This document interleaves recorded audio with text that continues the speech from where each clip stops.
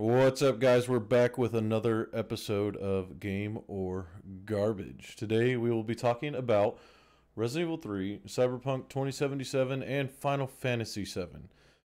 My buddy here, Hyperverse. Say hello, Hyperverse. Hello, Hyperverse.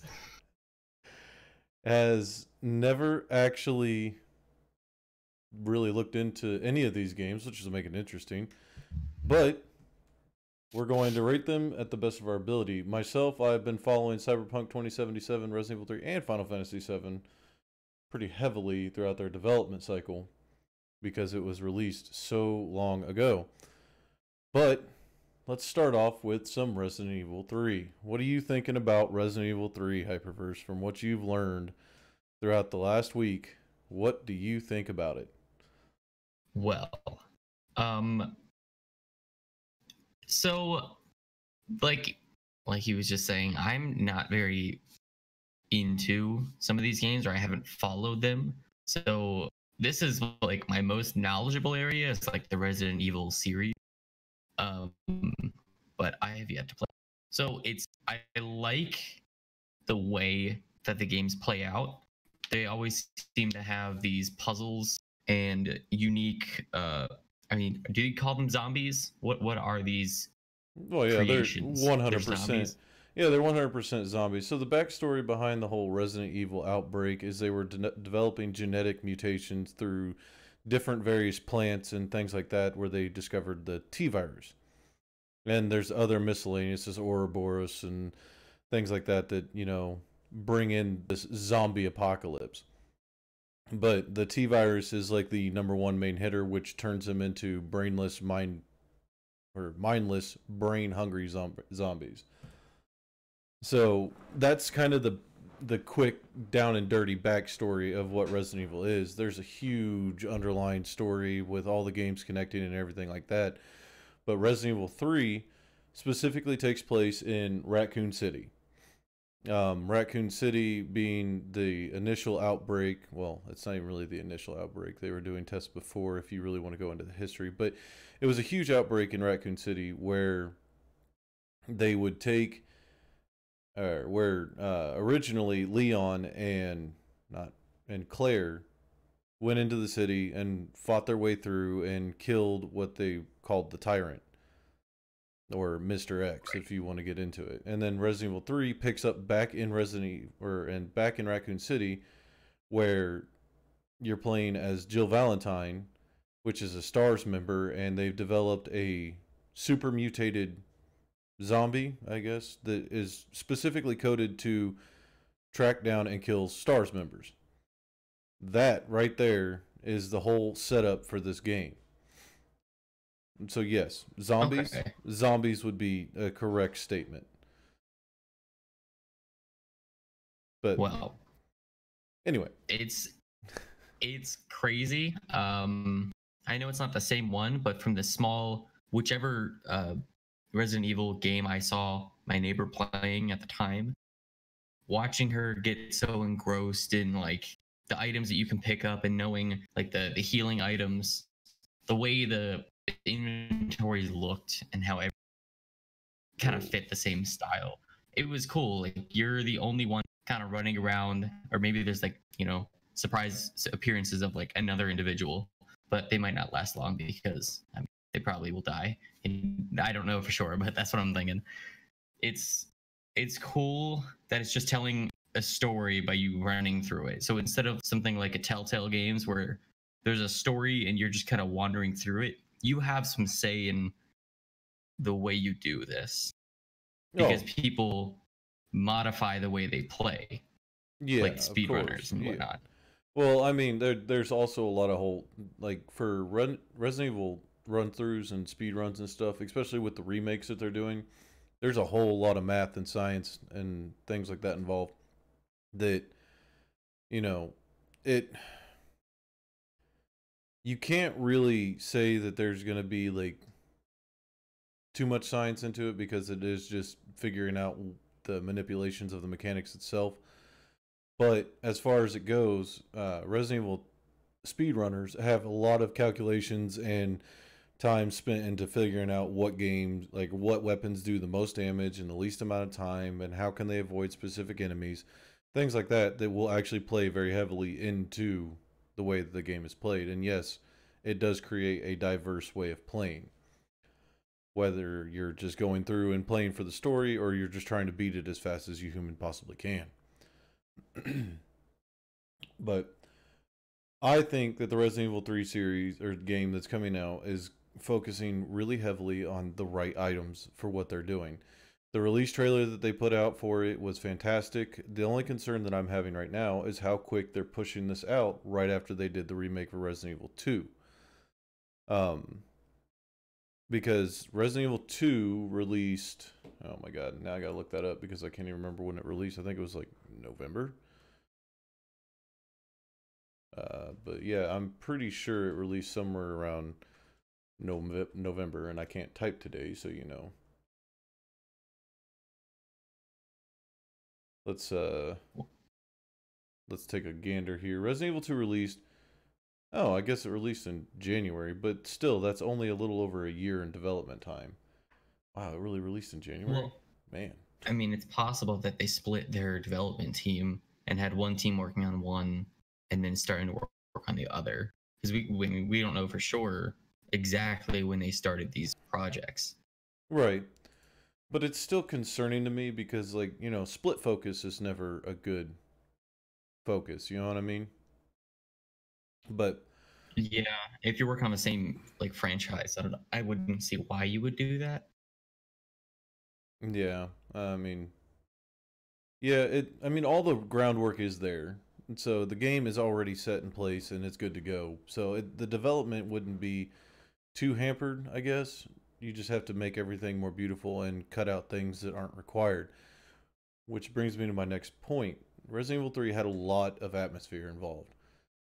And when they did the remake for Resident Evil 2, Capcom decided to cut out some parts that, you know, me myself as a huge fan of Resident Evil series really wanted to see in today's new and up and coming graphic setups. Sadly, they weren't there. The changes to the layout in the, you know, police station and all that fun stuff, you know, it's cool and it's fresh and it is a remake. I can't say it's a remaster because it is a remake. Really did kind of throw me off, and it was like, okay, I really wanted to see this kind of as a remaster, to be honest with you. But I can understand why they went with the remake, and they did a fantastic job with it. So with Resident Evil 3, from what I can see, they did not screw up Nemesis at all. And during the original playthrough of Resident Evil 3, you always had this looming threat of some huge creature coming out of nowhere and trying to kill you. And if you eventually, you know, heard it to the point where it went down, you could get a special part from it. Are they going to keep that in? That is one of the main questions that I have. Is that looming threat going to be there, or is it going to be like what they did with Resident Evil 2 and Mr. X, where he's just always there and just chasing you? I Like, think it would be beneficial for them to the like keep the thing in the shadows, you know, as that looming threat, because it'll change the way you play. You might play with some more urgency, or feel like if you mess up in any way, that might have been it. That might have costed you the like. I don't know if you have checkpoints. Yeah, you have save points. Yeah. yeah, So it might have cost you that, you know, little bit of progression that you had because I don't know, you went through the wrong door yeah. And I and mean, now it's a dead end. I get that, but I don't know. Like Mr. X, they kind of. I just hope they don't keep the same formula for him.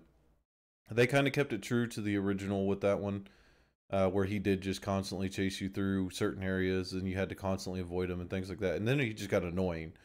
But the way that they did Nemesis in Resident Evil 3 was fantastic. I can't tell you how many times that I felt that, you know, I was going to die immediately because I walked into a hallway that had no zombies. And I was like, "Oh, this is a perfect setup for, you know, the Nemesis to come jumping through a window with a rocket launcher and blow my face Yeah. away." So I'm hoping that they keep that. I really do hope that they keep that. I mean, the game itself is built off of a very, very solid foundation. The Resident Evil series has been popular for many, many years. They can't. They I'm not going to say they can't screw it up because we've seen past games get wrecked from remakes and things like that, but Yeah, just money grabs. yeah, and if they keep true to what they did with Resident Evil 2, I don't see this failing. Because like the Resident Evil 2 remake was fantastic. And yes, there are problems that I have with it, like not having a permanent knife. I get why they made that change so you're not constantly just, spam knifing enemies to death and things like that. But as far as it goes, I would really like to see more of like the original story in the remake. Because the story was fantastic. Voice acting was terrible, but story was fantastic. So it's it's one of those things where I'm very optimistic about this game. Like the concept that they're bringing in is I want them to remake the first three originals, but I don't like they already remastered Resident Evil Resident Evil the original, but they didn't do what they did with Resident Evil 2, and I feel like Resident Evil the original just or the first Resident Evil kind of got gypped in this whole aspect because yeah, cool, I like that it has better graphics, but they could have moved it to that third person perspective camera rather than the fixed camera like they did with Resident Evil 2 and made it way better. And with Resident Evil 3, are they going to just try to mimic the same formula as what Resident Evil 2 was, which by the trailers, yes, but more importantly, are they going to expand on that foundation they built with Resident Evil 2? Because if they don't expand it, it's really going to make it to where the players are losing interest in this series. So from your history, what are you thinking that what kind of direction do you think that they're going to follow into? That's a hard one for me, just because I don't have that like first person. Like I don't have my own experience that I'm thinking of the games. Knowing how long this franchise has been around, and even though I don't play, I keep hearing about it, so it's very prevalent still. I would like to believe that no matter what choice they make, it'll be like an acceptable one from the community. I don't envision them making like complete garbage and just throwing it out there as the Nemesis remake, because I don't know. It would take a lot for a game development company to just basically give up and just throw that out there, unless they're known for kind of being a hit or miss. Yeah, and I think they'll make a good call. I can understand that, and they're releasing on a much wider platform base here, so they're going to be widely successful. Because they originally released on, I think it was just PlayStation 1. Yeah, they originally released just on PlayStation 1, and I think there was a PC emulator that you could get. But as far as it goes, like the availability for them to release on Xbox, PlayStation 4, and Windows, just it makes everything way nicer and way better. And I think they're going to be widely successful for that because people who didn't have the opportunity to experience the first, second, and third one on the original basis are going to flock to this game because it does create this horrific, terrifying atmosphere that everybody would love to see. Now, yeah, I want to see it. I've already got it bought. I've already fully bought this game. I'm just waiting for it to release on April 3rd. If I am correct. Yes, April 3rd of 2020. And when it releases, I'm going to go over to GameStop at 9 o'clock and I'm going to get no sleep that day. So, it's just the way it works. I'm going to be playing and streaming this game on my alternate channel, Mr. Mishu, if you didn't know. But I will be playing and streaming this game on my alternate channel all the way through. So I'll be able to give you a full verdict of what I think about this game when that time comes. But honestly, I'm going to rate this game 100% fully optimistic that it's going to be a game. Because I am a huge Resident Evil fanboy, but you don't really flow into the horror genre. as much as I do. So Yeah, what do you not think? much. I kind of like, even though I kind of stray away, like the only kind of like horror is like jump scare horror. And that's not, I don't go to a game because of that. Um, but I was gonna say the only exception seems to be Subnautica, where the horror and the terror in that game somehow doesn't deter me from keeping the playing. Um, I don't know if I'll particularly play this, but I am interested to know more from just from the following it has. But I think that it will be a good game. I Yeah. think it'll be up there. Okay. All right. Now, I'm glad you said that because we would have had to stop being friends. But yes, we can bring up Subnautica in our next discussion because I am a huge fanboy of Yes. Subnautica as well. So let's move on to Final Fantasy VII, the remake. This one is actually due to release 7 days after Resident Evil 3, just so you know. So this one is due to release April 10th, 2020. And how familiar are you with the way that Final Fantasy plays out? Do you understand how this franchise works? I believe I do. From I've seen small kind of skits and things online that mimic the a little bit of gameplay I've seen. Like you and maybe a couple other characters have a turn-based attack, right? Like you have your allies next to you, and you can select who's going to attack who when, and Mm-hmm. then it continues the battle out. Yep, you're Um, you're exactly right. It is a 100% turn-based RPG. So but that's like as far as I know. I don't know the history. Like I know there, of the oh my god. characters because Cloud got to Smash Bros. Well, with the And with the recent release of Final Fantasy 15, I'm actually kind of hoping that they don't stick with what they did with Final Fantasy 15. So Final Fantasy has evolved over the many years that it's been built. There's I would think oh so. There's my 15. god. Well, there's actually more than 15. There's a Mm, bunch of different sub games and things like that that have spanned off of it, kind of like what Halo did with Halo Wars and things like that. right. There's the Okay. same So it's thing, like and within the then universe, but not the same. yeah, and then you got the renowned Final Fantasy 10 and 10-2, which those are the only two. What? Yeah, there's 10 and then there's 10-2 because 10 got so much publicity. Yeah, 10 got so much publicity, and there was such a resounding like love for this game after it was made that they made a second one, a second installment to the Final Fantasy series, which up until that point was unheard of.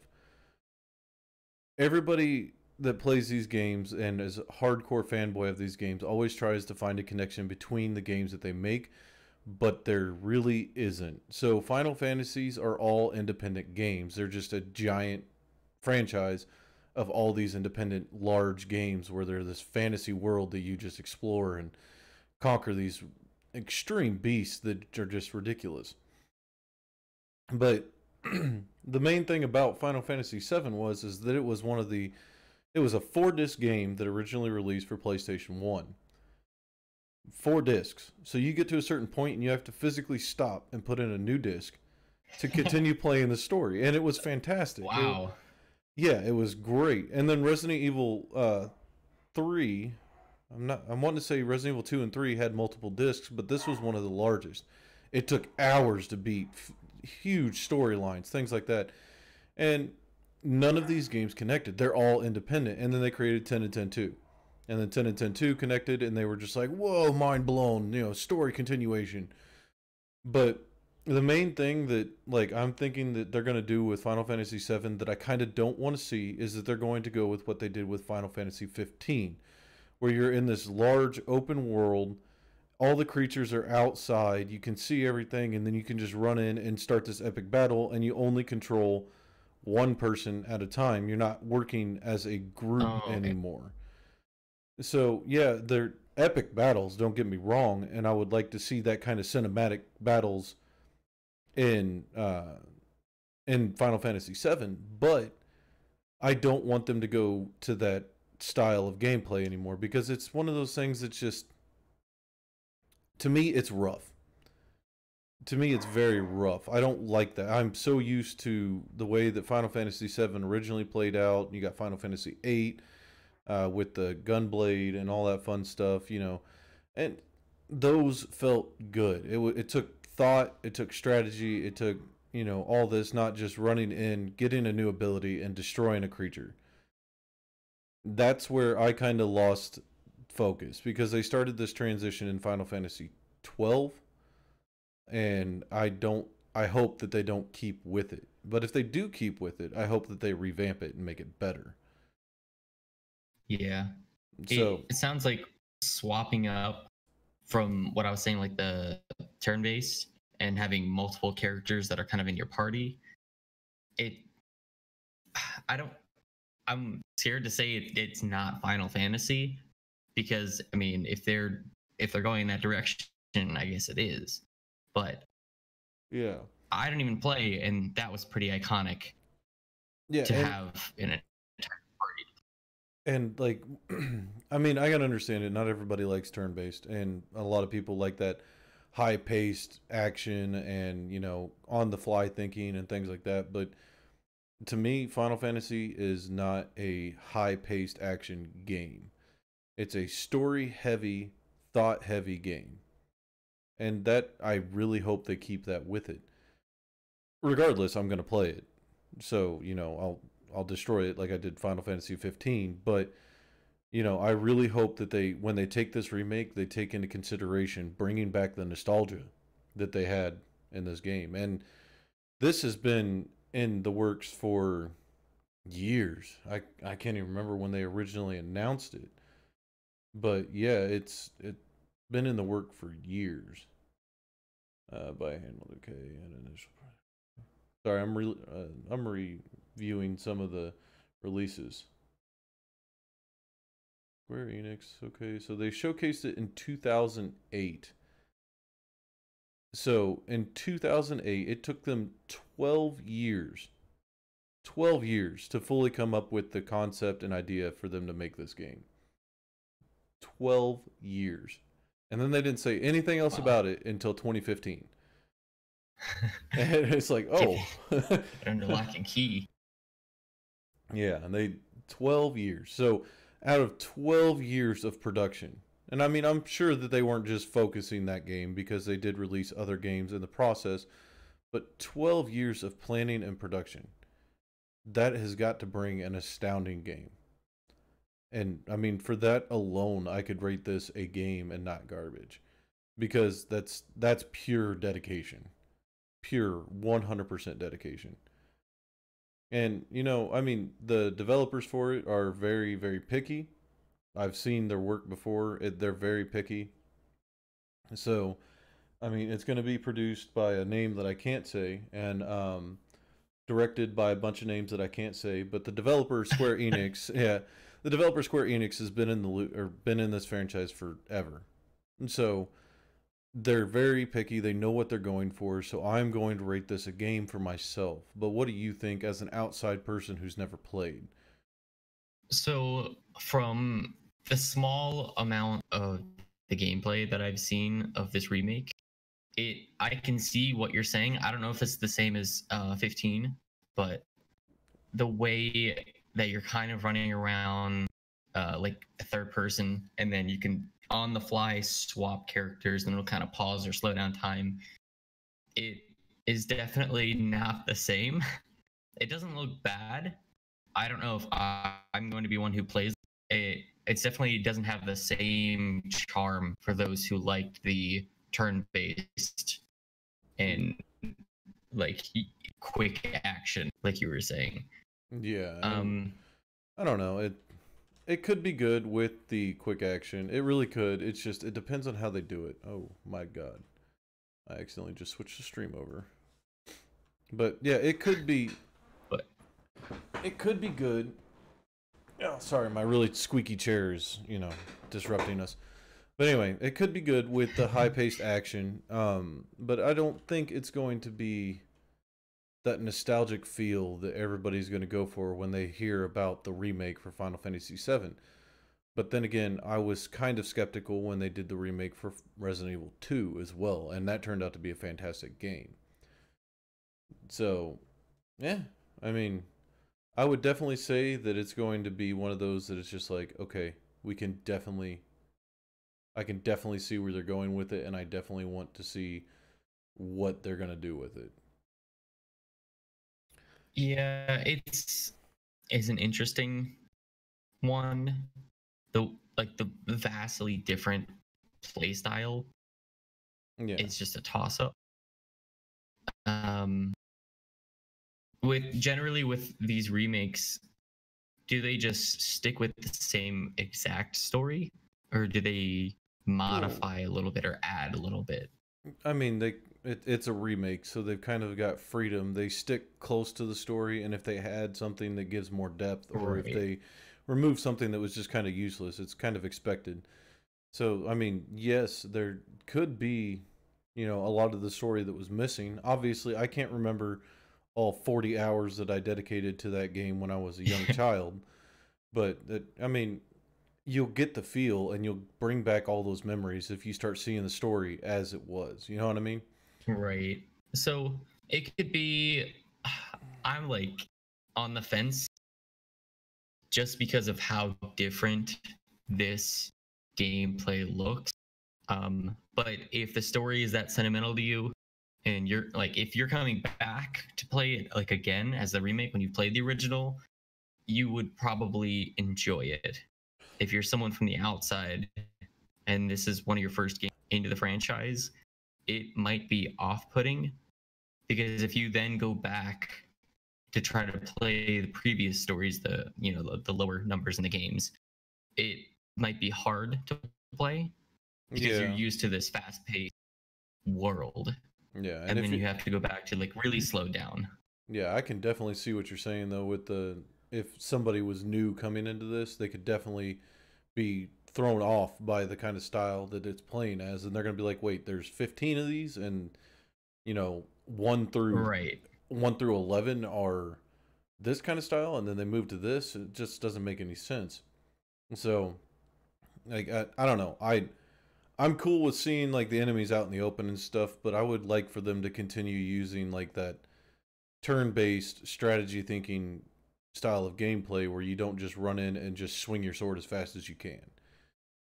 Right. But, it, if you're catering to a larger community that wants higher paced action, I can understand that as well.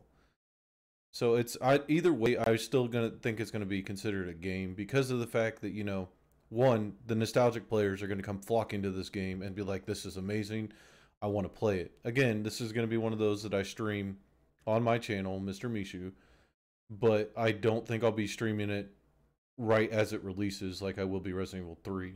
Resident Evil 3, I'm super excited about, Resident Evil fanboy, but Final Fantasy 7 I will stream, but it will probably be a month or two after. So, if you, Yeah, like you're not staying up at night thinking about it. You're not. It's like, okay, well, it's yeah, there. yeah, it's there and I want to play it, but it's not a priority. Right now, my priorities are Resident Evil 3 and Cyberpunk 2077, which will bring us into our third game that we wanted to talk about. Um, so Final Fantasy 7 for me is a game. What about you, Hyperverse? I will say optimistically, game, but because of the jarring like change in style, Yeah. uh, Yeah. it's just Yeah. optimistically. I don't. I'm not gonna rate it like super fantastic. Yeah. Oh, I mean, I could rate Resident Evil 3 super fantastic just based off of what I know about it. I'm super excited about that. The release trailer is amazing. Like the graphic upgrades, all that fun stuff. The player control is going to be way better. And it is moving from a fixed camera angle, which was designed for the technical limitations, to what Resident Evil 4 originally depicted. And it's even more fluid and better controls from that. And of course, the RE engine is so, so powerful. It's ridiculous. So yes, that one I'll rate super fantastic, 100% game all day, and I'm super optimistic about it all the way through. Um, but okay, so we're gonna rate Resident Evil or Final Fantasy VII as a game optimistically, and hope that the like you said, the jarring change in gameplay style won't dampen the nostalgia that is what this game is. Yeah, because that could easily kill it if they don't, tiptoe around the just the right way when they're making changes. 100% agree. But okay, so yeah, that let's just segue right into Cyberpunk 2077. This is a game that I actually don't know a whole lot about its past, but I know that there was something that was, developed over a period of time. And I gave us about a 30-minute block specifically for this game because there's a lot of things that this game is offering that are, kind of unique, but it was the same kind of offering that the developer CD Projekt Red offered with The Witcher 3. And Witcher 3 was fantastic. I mean, it had its, graphical bugs at the beginning, like any game does, but it was kind of really discerning when water was turning black at the edges of, waterways and things like that. It was bad, but it wasn't so bad that it stopped me from playing it. And, every game is going to release with bugs because no matter how much you play test, you're going to miss something. And I think CD Projekt Red has a solid foundation for creating large open worlds like this that allow players to really immerse themselves in this different universe. Because uh, Witcher 3, I can't tell you how many times I walked through and I was just, wandering around the atmosphere, just enjoying what was there. And then I get those random encounters with these monsters that I didn't even know were there. And sorry if you hear my dogs in the background, they're going ridiculously crazy outside. But Cyberpunk 2077. Let's give you a little bit of the setting. So it's a night city in an American megacity, which I don't know why they use city twice, in the free state of California, controlled by corporations and unassigned by the laws of both country and state. Sees conflict from a rampant gang or from rampant gang wars and its my God, ruling entities contending for dominance. The city of contingent on robotics for everyday aspects like waste collection, maintenance, and public transportation. Its virtual identity is derived from the 4 years it underwent. Eras. My bad. I cannot read today. But anyway, basically, you're in a futuristic city that's controlled by, you know, all these gang wars and everything like that, and you're playing as a character that is kind of none of it. He's a rogue, and I really actually like it. So it gives a lot of opening for player choice and things like that. Um, this one is scheduled to release in September 17th, 2020. So what did you learn about this game that you really wanted to highlight, Hyperverse?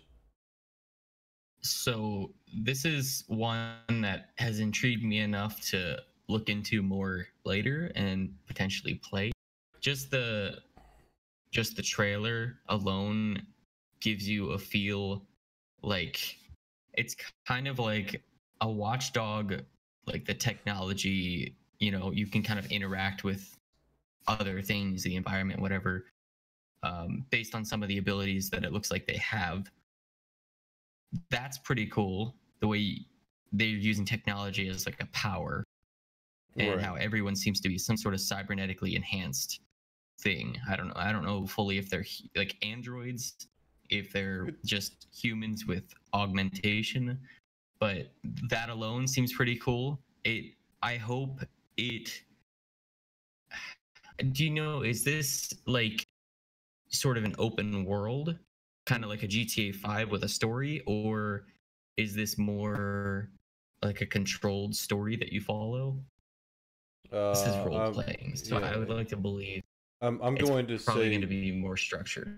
well, from what I was reading about, is that it's going to be open world. It's going to kind of play out like I'm not going to say quite like GTA, but it's going to be more trying to find a good game that would play. Actually, more like Witcher. Actually, now that I think about it, where you have like the main story that's very compelling and wants to suck you into it, but it also has um the open world aspect where you can just kind of venture around and go into shops and things like that. Okay. You know what I mean? Like, Yeah. Then that intrigues me because it seems like this might be well, I don't think Watch Dogs did that well for what they were capable of. And well, I there. think this one Mm, might not have the same like mechanics. I don't think they would, I but mean, it's giving me the thought of like GTA mixed with some Watchdog technology, do you but even really more want to so. try to compare what they've showcased so far and Keanu Reeves because he is one of the lead actors in this game? Do you really want to compare that to Watch Dogs original? Like, I mean, that was we could open that can of worms and just rant about that for hours because they showcased this amazing game, and then what we got was not up to their par. Uh, Yeah, I'm the only comparing because of the in the technology, trailer the yes, the technology and being able to affect others as a form of like a power. It's not something that you know you it's like second nature for them because it's like a part of them. So that's the only reason I brought up Watch Dogs. yeah, it's just But that's a it sour seems like subject. That's a very I don't sour know. It's subject. hard to. It But looks good, yeah, no, definitely. Cyberpunk 2077 looks fantastic, and like it's kind of like he's like this anti-future kind of setup because everybody else is driving around in hover cars, and he's got this old beat up, four-wheel vehicle that he's driving around on the streets and things like that. And I don't know if that's going to be a common thing where, people are still driving cars that we have now today, or if it's going to be a specific to him, which I'm cool with if it's specific to him because that makes you completely different from the rest of the world. It puts you into the shoes of a character that's going to, that you feel like you need to be different. And I don't know. It's there's a whole lot of story behind this game that they're pumping out, and I'm not gonna read through all of it because it's gonna take forever. But just to kind of showcase how much effort they're putting towards this, they've yeah they've hired more people for CD Projekt Red. There's 500 people working on this game alone. So 500 people dedicating all this time and resources to building this fantastic game that I think will actually hold true to what they're doing because when CD Projekt Red took on the Witcher 3 project, I was kind of skeptical because they're a good company, but I mean, are they big enough to handle it? And now that I seeing that they've hired more people, that they're putting a lot of effort towards this, I think they're going to push out a game that is honestly it's going to be in top contender for bestsellers and get all these awards for best game of the year and things like that. And that's going to really be nice for them because they did the same thing with Witcher 3 with less people. So yeah, I could definitely say that this game is looking like it's going to be a fantastic game, but I'm also kind of skeptical because it is a huge project to take on. And Right. yeah, and they initially announced this game, I'm wanting to say in 2014 or 2013. Yeah. No, it was actually announced in 2012, so that gives them 8 years of production to get it right. Yeah. So now that they've had so they announced it in 2012. They developed it and did the initial E3 release trailer in 2018. So that gave them the 2-year gap that they needed to really develop everything. And then they expanded on it again at the E3 in 2019 to showcase that they're going to do it. And E3 2019, they showed that Keanu Reeves has agreed to sign on and be a voice actor for this. Which, if anybody knows Keanu Reeves, if you don't know him, you're wrong. I don't know actors and actresses, and I know Keanu Reeves, but He's that the one. yeah, he's the one. I mean, come on, you can't cast that better. He's played in so many action games, and he knows how to just make you feel the gravity of what's going on around you so well with his acting that it's just one of those things where it's just like that is perfect for this game. So, I mean, yeah, I'm gonna definitely classify this one as a very optimistic game because I really want to see what they do with it. I'm just hoping that they're not going to do the same thing like what Watch Dogs did and showcase this big immaculate world where you could do all this stuff and these amazing graphics, and then it releases out on PlayStation 4 and you turn it on and it looks nothing like what they originally showed, and then you have half the capability of what the game was actually showing. So I mean, yeah, it's that what they're trying to develop is a lot of toll on a lot of engines out there. And I mean, CryEngine was the, star pupil for all these engines, and they developed their own engine specifically for it, the Red Engine 4. Yeah, so they have their own engine that they're working with. So is it going to make it better? I mean, what do you think? Is developing your own engine or using a super powerful engine going to make it better? It completely depends on if by them making their own engine that they are building it from the ground up with a thought of what the end product is. Because I know certain engines in the past at least have been very bad with like fluid lighting updating, and that can change the feel of a game entirely. But if Oh, you can build something from the ground up that is super capable, like that is like second nature for this engine to handle, you have now made the game a little bit more immersive and more beautiful. If they can take advantage of, the thought of where exactly they're going and what they really need, and they can get that to function in their own engine, then it's totally worth it. Otherwise, it might just be a waste of time for an engine that's half as functional as the best ones out there. yeah, and I mean, I get where you're coming from with that, but that, like, like you said, lighting can make a huge, huge difference in anything in a game. Like if you go into a game and everything is super bright and you don't have the proper lighting for a game, then it's going to make the game feel like crap. Like if you're trying to depict a super bright, wonderful world, then yeah, go with that. But that's not what I'm getting from this game. And if with the lighting setup that I've seen in the trailers and everything like that, they're nailing it. And if they can maintain the amount of quality that they're pushing out for that specifically, they're going to nail this game and it's going to make it fantastic. Because there's I don't know, I'm kind of skeptical on it because there's also other things that play into this as well, like the sound effects. I haven't really seen or heard anything about the sound effects for this. There's no video out there showcasing it and things like that that I found. If I'm wrong, please leave it in the comments below and I'll watch it and tell myself that I'm wrong and I'm stupid. But I haven't seen things like that that are, the important things that people don't think about when they're playing a game. Audio is super important. And I key on this a lot because you can make a really crappy looking game, but if it has fantastic audio, it will draw players in. Yeah, And audio is very important. yeah, like I can't tell you how many horror games I've played where the graphics were just terrible, but the audio kept me so enthralled that I just couldn't stop playing it. You know what I mean? Yeah, I, that's like we were talking about with Minecraft. It's even though the graphics they have updated and they're very blocky, very basic, but like the music and the sound effects are very, I don't know, it's very Minecraft. It's hard to explain, yeah, but and it's just nothing but good memories and like positive feelings. so I don't know if you've checked my channel lately, but I did start a Minecraft series because Yes. I felt so compelled to play after we did that I was just like, I haven't played in so long.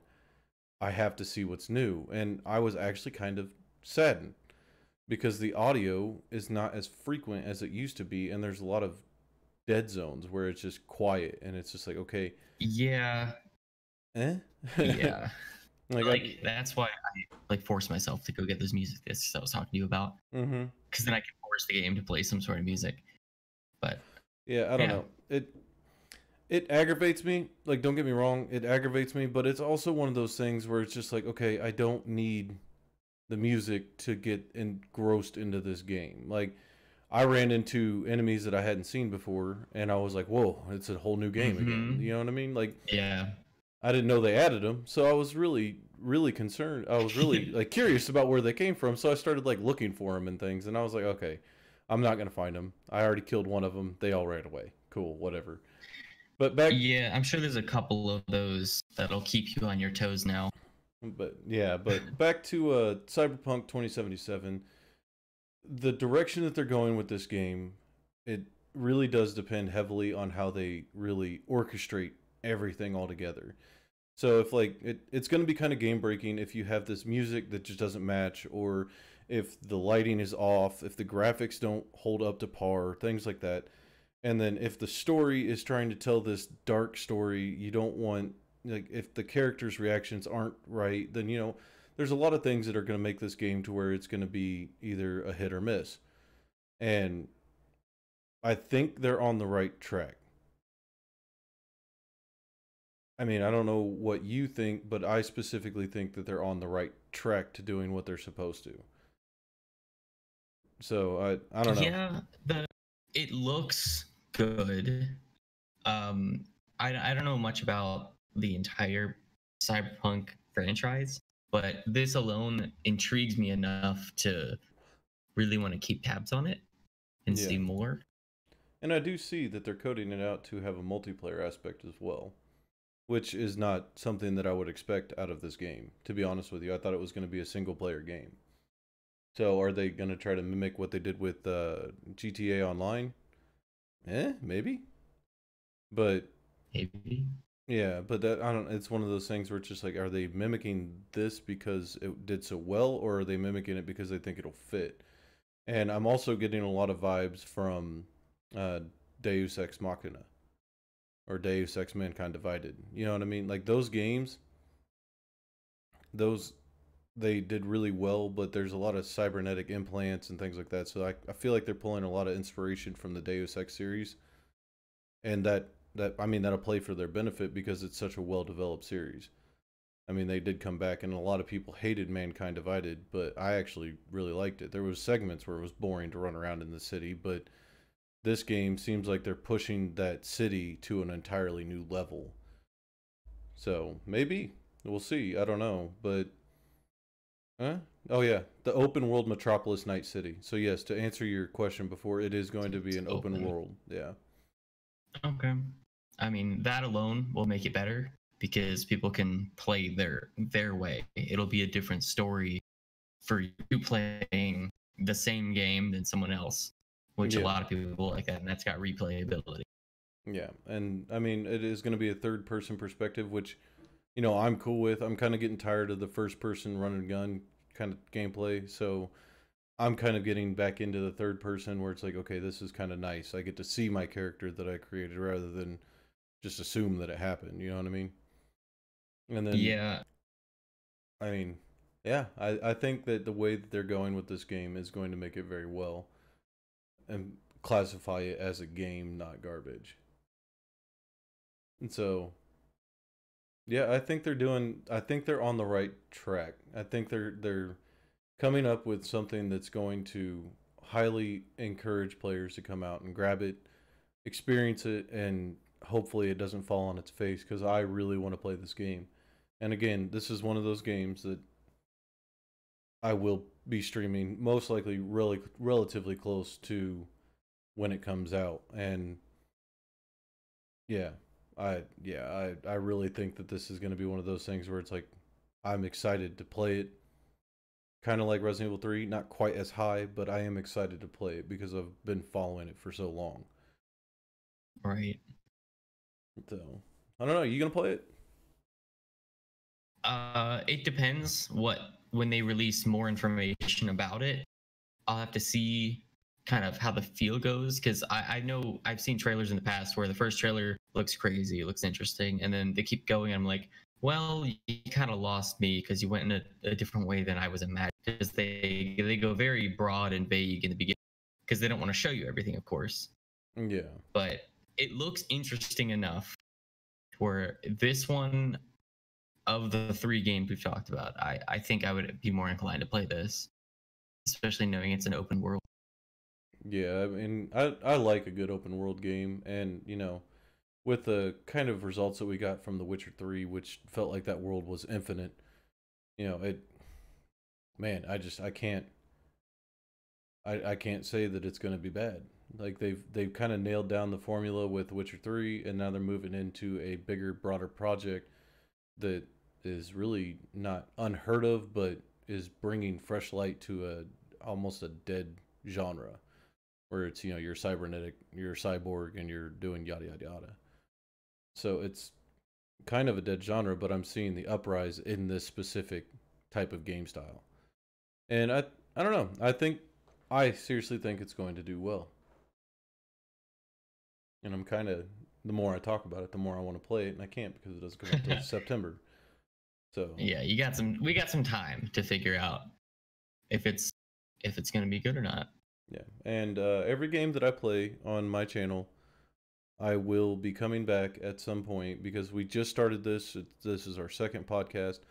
I will be coming back and we will be rehashing and talking about things that we've experienced with it, or things that may have not been so good about it, or things that were fantastic about it, and really revamp our ratings, because the 3 games that we talked about are very popular, very highly talked about as it is in the community of gamers and non-gamers as well. And I think that we've rated these well, with all 3 of them being a game. Now, that is due to change if we get the game and it's terrible, but I do think that this game will hold true and it will come out and be this immaculate game that we want to see. So, yeah, I mean, that's the way I'm looking at it. And Resident Evil 3, I don't have any, skepticism. I'm going to say it's a game full out. Cuz but they could never do anything wrong in your eyes.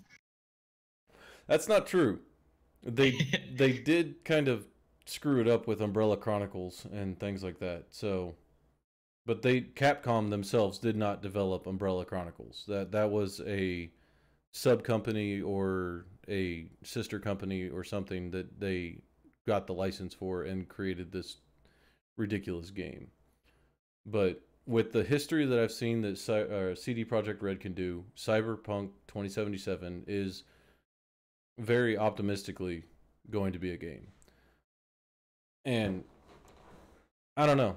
I'm kind of I'm hoping that I'm right on all 3 of them. I really am, because that'll make 2020 one of the best years for video games that I've seen in a long time. But next week I'm going to bring up a game that I think will bring up a lot of controversy. Oh no. Yeah, so I was digging through, and there's a game coming out that is based off of Predator. But what I saw about it, it's got a lot of similarities to a game that really tanked. And I think it's called Predator Manhunt. Or Hunting Grounds. Predator Hunting Grounds. This game is set to release... It just says initial release date is 2020, so they don't have a solid release date yet. But it's got a lot of similarities to Evolve, which was a terrible game on release that charged full price. And I want to break down and compare the two and see if they're going to do better. So next week we'll be talking about Predator Hunting Grounds, and then 2 other games that will be decided between the 2 of us that we can talk about.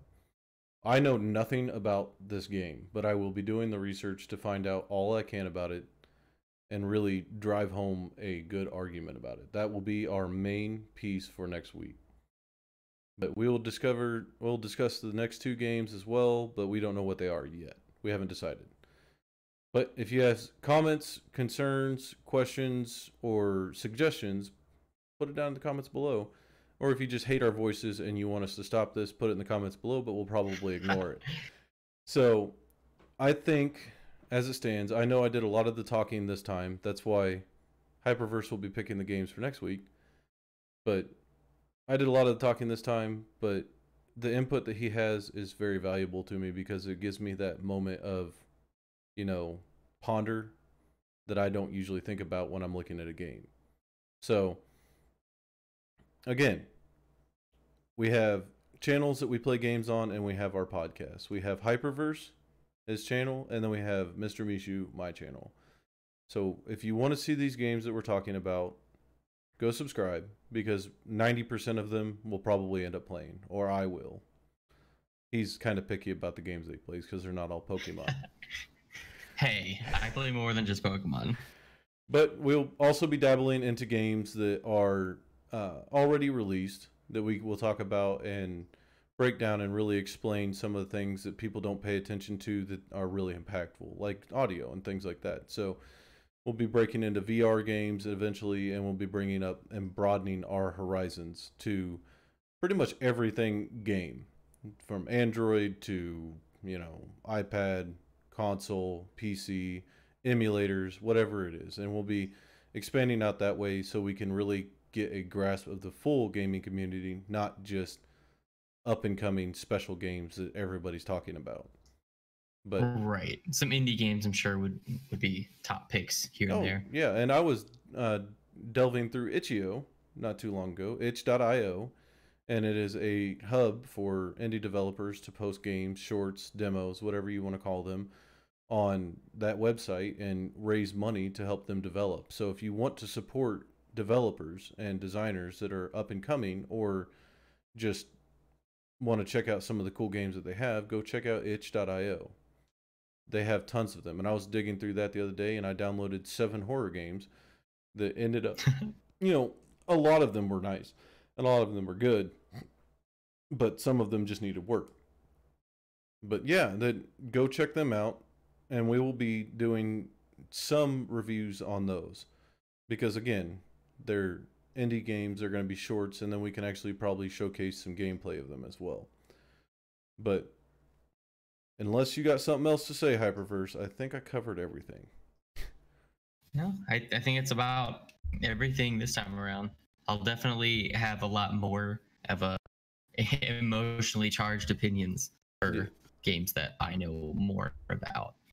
Oh, yeah. And I mean, again, even with this, though, it sparked an interest in Cyberpunk 2077 and Resident Evil 3.